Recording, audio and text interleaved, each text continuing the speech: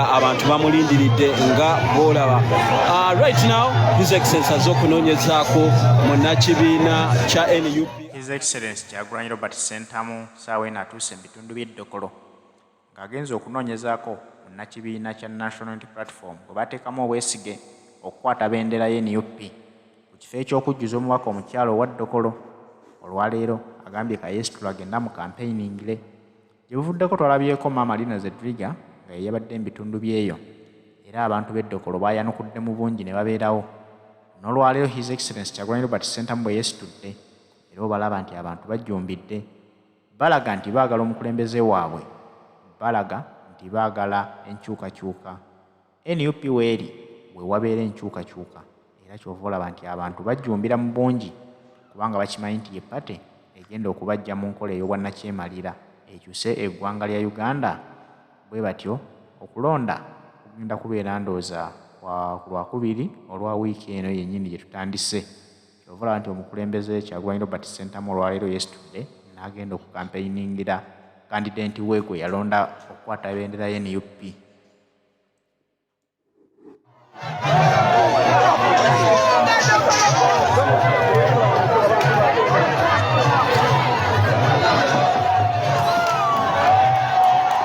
Omulungi atuwuliriza ali ku Ghetto TV amanya Buganda Ronald Mugenyi okuweereza olunaku olwaleero. Tuli Dokolo nga omukulembeze omulonde His Excellency Robert Kyagulanyi Ssentamu yakayingirawo essaawa zino zennyininyini. Ali mu kitundu ekimanyikibwa nga Atiki watuukidde nga abantu bamulindiridde nga bolaba. Right now His Excellency az'okunoonyezaako munnakibiina kya NUP Akalulu ku kaadi eya NUP ku disitulikiti omukyala amanyikibwa nga Ageno Harriet. Ageno Harriet yeesimbyewo okudda mu kifo kya Cecilia Ogwala yava mu bulamu bw'ensi emabegaka. Yes, Moses.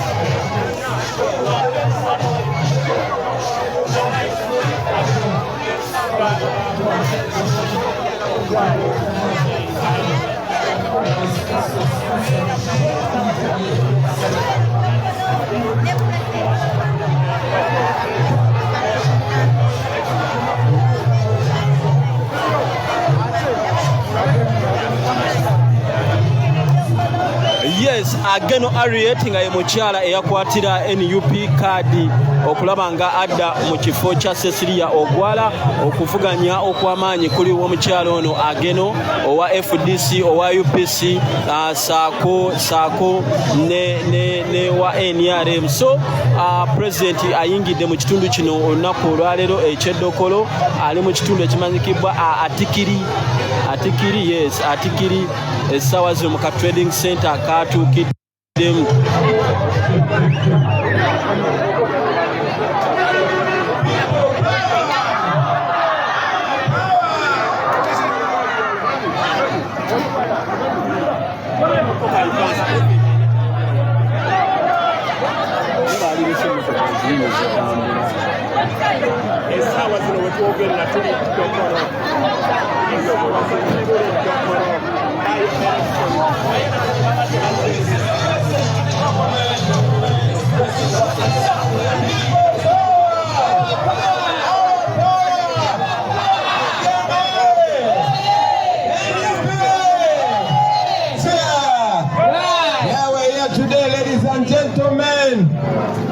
Let's do it. It's a revolution now in Dokolo. Revolution right now. Let's go.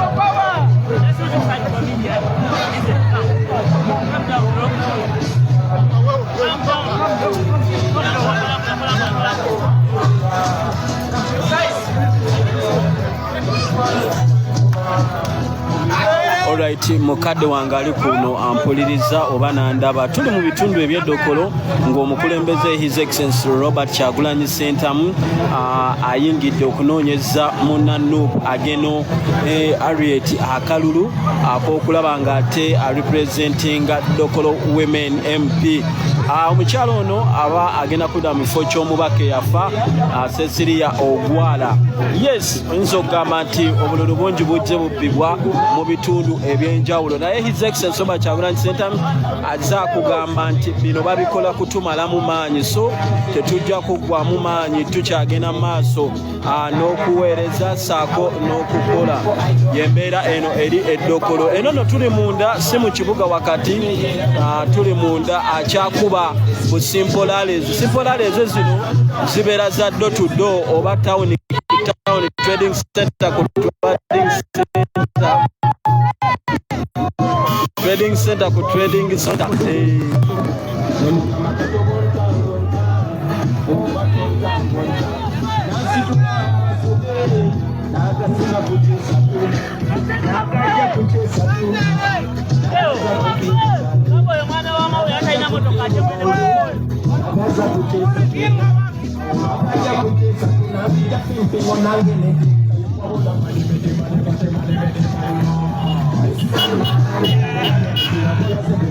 Alright, tuli Dokolo baganda banga bali mu kutulaba olunaku olwaleero nga His Excellency Robert Kyagulanyi Ssentamu ayingidde ekitundu kino oluvannyuma lw'okuyingira eggwanga ng'agenda kulungula ennaku 2 mu kitundu kino ng'anoonya akalulu. David Serukenya omubaka wa Makindye Ssaabagabo mu kitundu kino mwali. Ndabyeko Nakintu Joanita naye kwali Vice President wa National Vice President wa Northern Uganda Lina Zedviga Walu naye wali. Ndabyeko David Lewis Lubongoya naye yasimbudde kwali. Ndabyeko mubaka Katabazi naye jali yatuuse dda mu kitundu kino. Yes, ndabyeko mukyala Alice Nannungi okuva Masaka eyo naye kwali mu kitundu kino.